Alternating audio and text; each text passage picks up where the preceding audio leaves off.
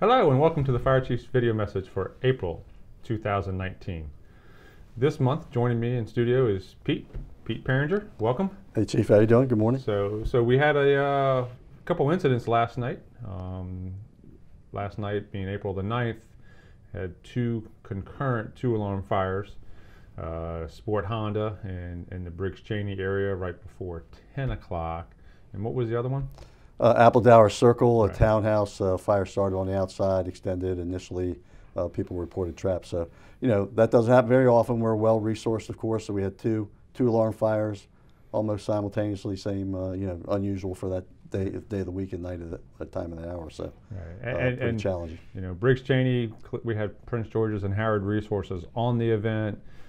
After about an hour later, when Appledower was dispatched, we had Frederick County resources, transferred down to help. But at Briggs Cheney at Sport Honda, they went for an automatic fire alarm, pulled up and said, "Oh, there's some smoke coming out." Someone pulled up in a car and said, "There's black smoke coming out of the back of the building."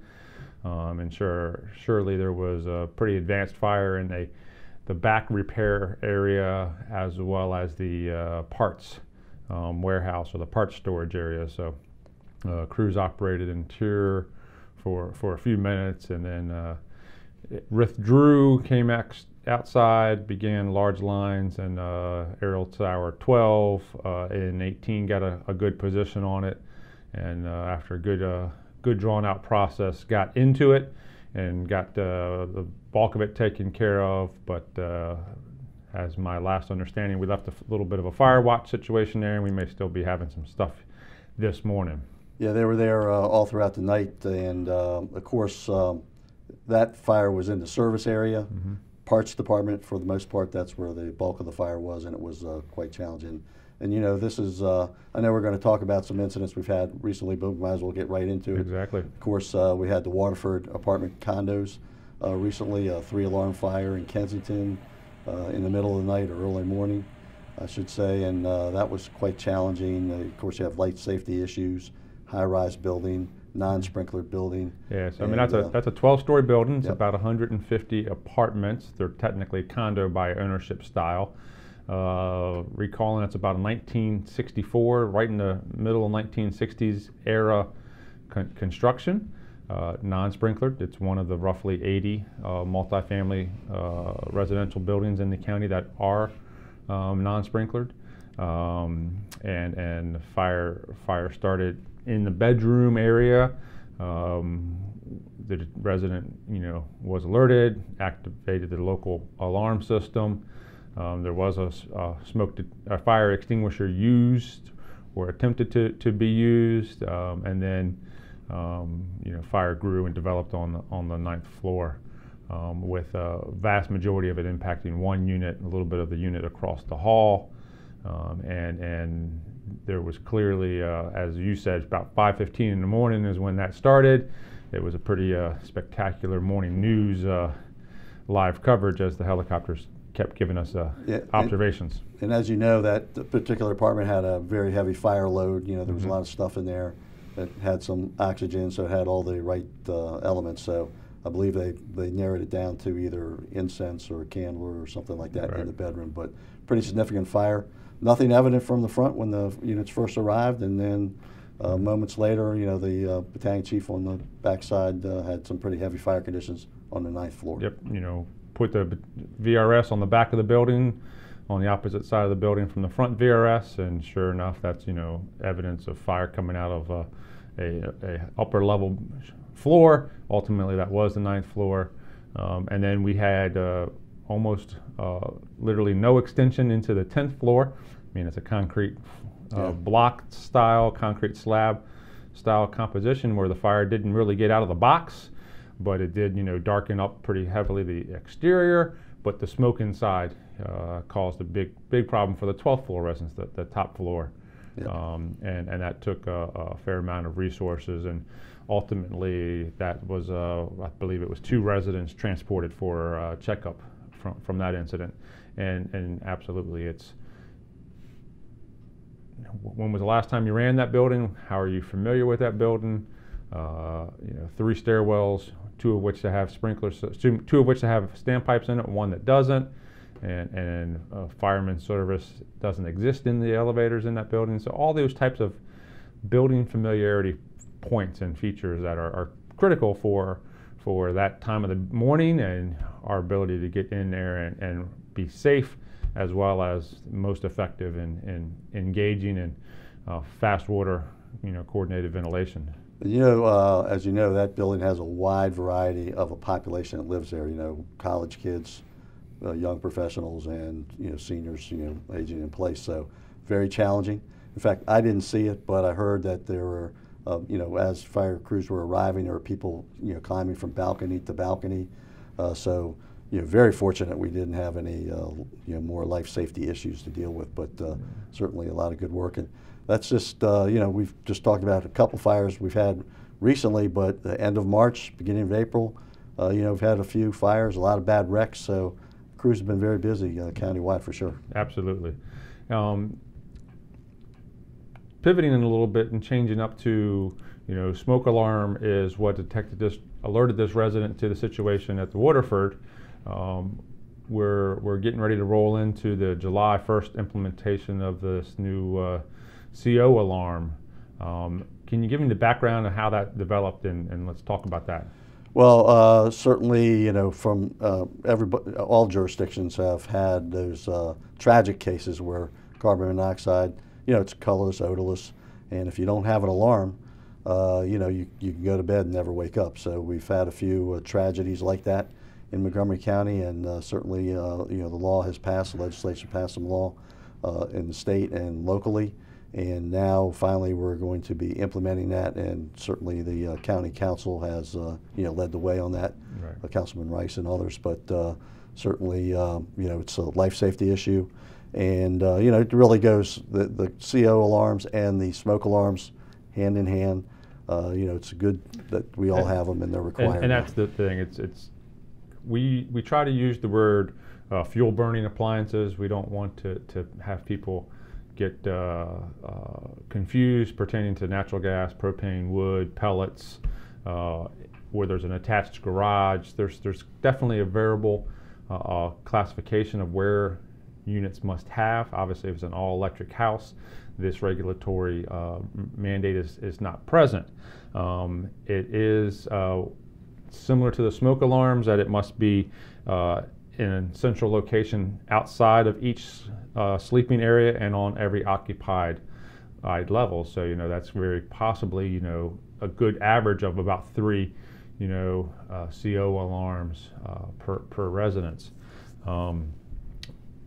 It is a little bit different than the state requirement for smokes that occurred last year, January of 18, because it does allow plug-in, hardwired, or battery, right. Because there's the 3 key variables there. The industry is actively syncing smoke alarm and CO alarms, so they're now selling 10-year sealed battery CO alarms that are standalone battery systems.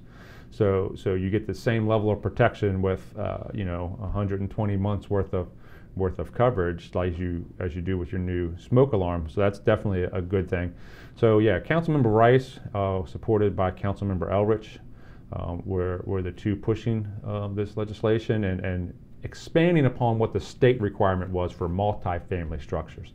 And this one is now specifically focused to single unit, 2-unit, or townhouses that have fuel burning. So it's going to focus on and give us those early warning and opportunities, because everybody has gone to the sick person call or the flu-like symptom call, and you walk in and the canary detector, the protege detector on the EMS bag chirps or starts going off, and you're like, oh, okay, something's different. This isn't just flu. There's this carbon monoxide. There's a presence here, and adjust backwards, PPE change, get the multi-gas, and that occurs pretty frequently, and it's a great opportunity for that safety net with the protege as well as the CO alarm in the house, and it allows us to treat the root mechanic of the illness, which is the carbon monoxide exposure, and not the symptomology. So it's definitely a good thing, and we will be having a surge of communication and education to the community about it. Yeah, and our community outreach folks have a wealth of information on the website and have already been pushing out information to the stations. And of course, you know, you mentioned our stations have had those alarms, those detectors on the first aid bags for a couple of years now.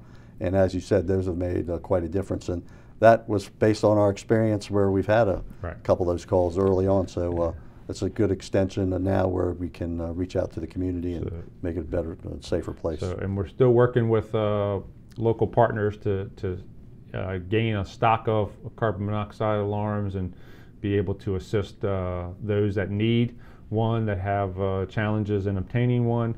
And we're going to develop a pretty similar ability to say, we're going to make sure you have a carbon monoxide alarm in the critical area outside of the sleeping area.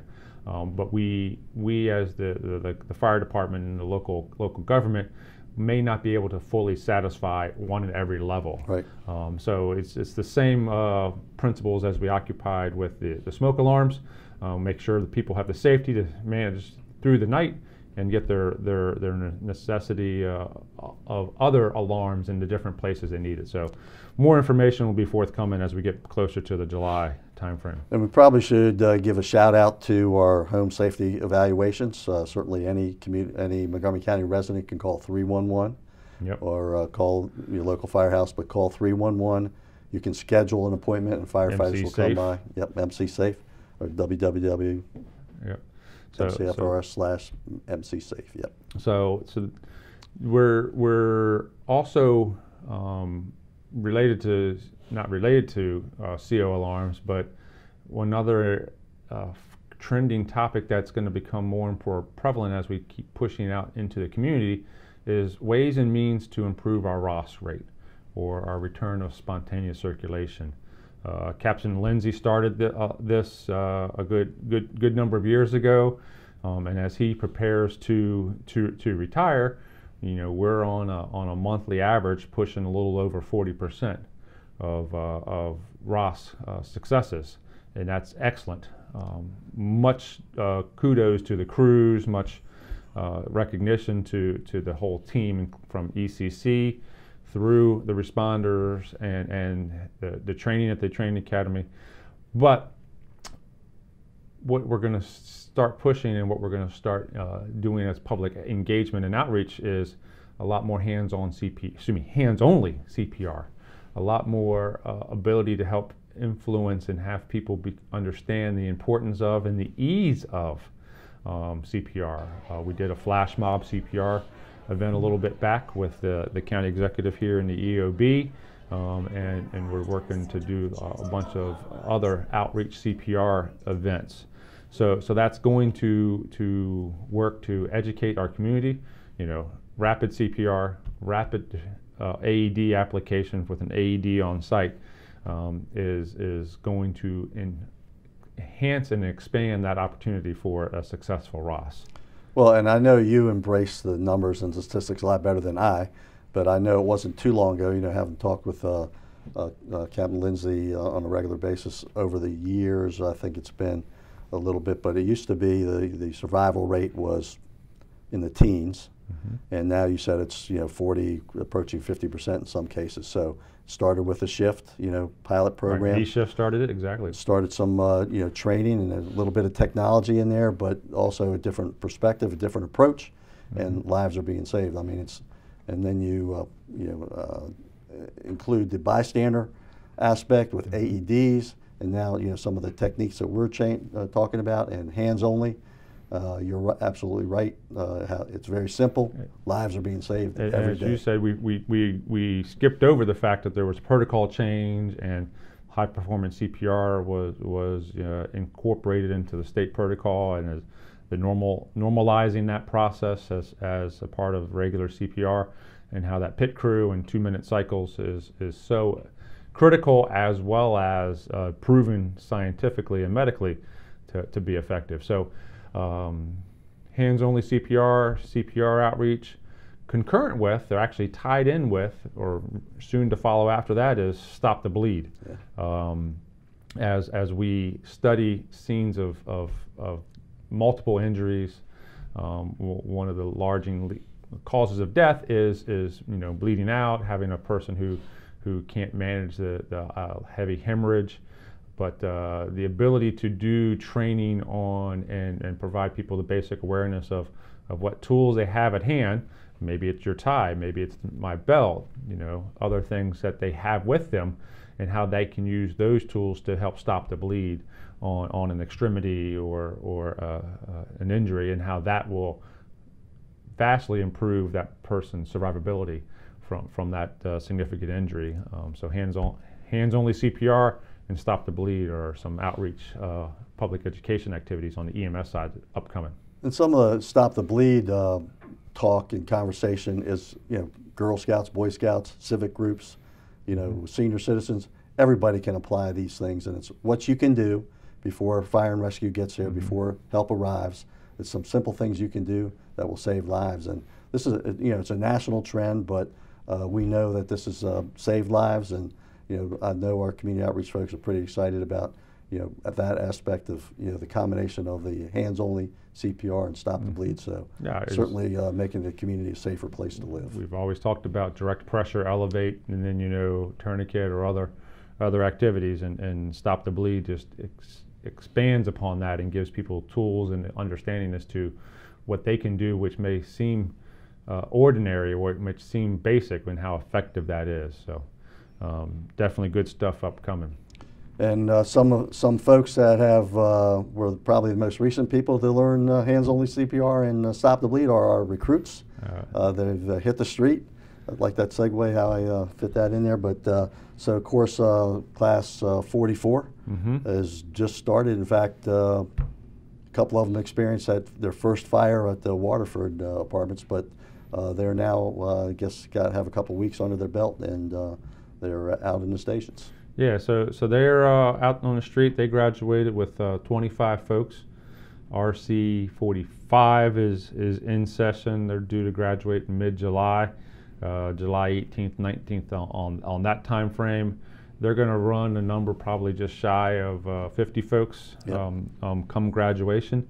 And we're doing the interview process, and CPAT has started. Last week is when CPAT started for the next round. We're in the midst, it's April, so we're just starting up the budget hearing process with council. So we are aimed to have 57 recruits for the calendar year of the physical year of FY20. That's the graduate number. So we naturally start with more than that. So it is our goal, our intention right now is to have a recruit class 46 that'll start in the October timeframe. That'll be about 25 folks. All of them will be PTIs. That's the previously trained individuals, folks with Maryland Fire 2 or nationally registered accredited equivalency of Fire 2, as well as a EMTB, and those folks will be coming in, aiming again for about 25, about a 10-week process at the academy, and then move on out. So that'll be RC 46. That's the current plan, and then RC 47 is slated to start in the December timeframe, with about 50 to 55 folks, and those will be a full class 26-week folks, and those folks will be starting CPAT here in a little bit. But yeah, CPAT's ongoing now. Background processes, their interview panels at headquarters. So that's moving ahead, and we'll adjust the numbers based upon what graduates with 45 and what comes out of the final counts through the budget process. So that's pretty exciting. So and these are folks that obviously have already taken the test. Forget the numbers, 1,000 or a little over 1,200, give or take. Yeah. And now, have we started giving the test on an annual basis yet? Yeah. So this was our second cycle of every 12 months test administering. So that's a little bit of a change from the last couple of years, and also previously trained folks. We haven't done that for a while, I don't think. RC 35, I think, was the last time, so about 10 classes ago. Yeah.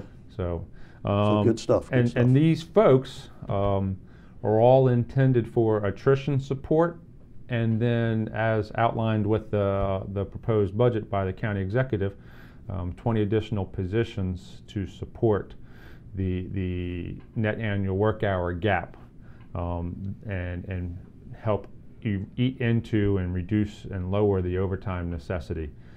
So that's what the 20 positions are for. So it's a combination of attrition as well as eat into that gap. No new services planned with the FY20 budget. Right. Okay. Well, good stuff. Yeah. So the opportunity of apparatus construction is definitely continuing. And Engine 712 was sitting there this morning. I think it's next week they go out and do final on a couple of engines. They've already done the midpoint on the first one of 23. You know, the continuation. So those Steve Lanfear sent an email out the other day with a link to the latest pictures and production reports. So they're out there, and those rigs are moving along, and that's definitely good news. And the reports back from Company 12 are very favorable. So. Yeah, there's a nice opportunity. There's a lot of apparatus there at these recent fires. So, yes, Engine 712, of course, were there. So, yeah, we're looking forward to that new apparatus. Believe it, aren't they May? We should see a couple. Is that when we're? I want to say it'll be the end of May. Will be the first couple getting into the county. But yeah, they'll be out pretty soon to do the final on the first 3 of that group. Yeah, 2 or 3 at a time for. Yep. If it's 3, then it's 5, and then you know so. Yeah, so that's all definitely good stuff, because you know a lot of these rigs that are the 2008 vintage are rolling 120,000 plus miles and 10 years of life. So it's a little past the normal time for rotation and replacement. So anything else to add for this month? Oh man, I got a lot of stuff I want to ask you, but we don't have enough time. But you know, certainly look forward to it. I know we have some personnel changes, a lot of things going on there, retirements and so forth, and I know you know there's processes in place, promotions and so forth. So a lot of things happening for sure. Good stuff. Yep. And as the weather's breaking, it was 80 degrees a day or so ago. Now it's back in the 60s. You know, those that are impacted by pollen are not enjoying the weather, because it is very much that time of the year. But clearly the weather is helping us now get outside, get time and practice. If you got a rookie, if you have a senior or experience shift, everybody get out there and engage with basics. This month's MBT is stand pipe operations. The Waterford couldn't have been another perfect example of, you know, getting out there, doing the MBT components and knocking that out and getting some proficiencies on standpipe deployment and different means and models, methods, looking at the regulators, the valve connections, and how those impact our operations. But yeah, everybody needs to take advantage of the weather, get out there and get some training done, as it's warmer and it's enjoyable. The hours are getting longer. Yeah, and you know, you mentioned the seasonal aspect. There's certainly the river safety. We've already crews have already been down there a number of times for Billy Goat Trail and even some water rescues already. So that'll be coming up. There's all kinds of other things, safety information, grill safety, and so forth. But you're absolutely right. Take care of yourself. You know, proper nutrition, stay hydrated.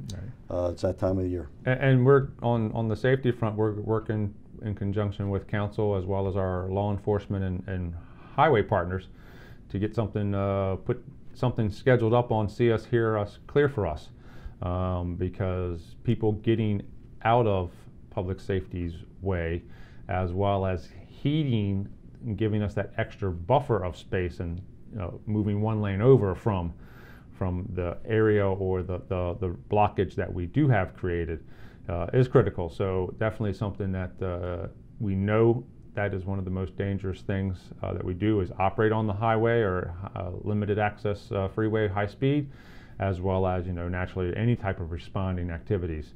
So we're working with again our highway partners and police partners in conjunction with council, because there was a question raised by some council members at the committee about, you know, Hear Us, See Us, and Clear for Us. So continual awareness of our community to our presence and the best things that they can do to help us and help themselves. So yep. Definitely another thing that's in the works. So thank you much for taking care of that. Yep. So again, everybody, as the weather breaks and we get to warmer activities, get out there and enjoy the sun.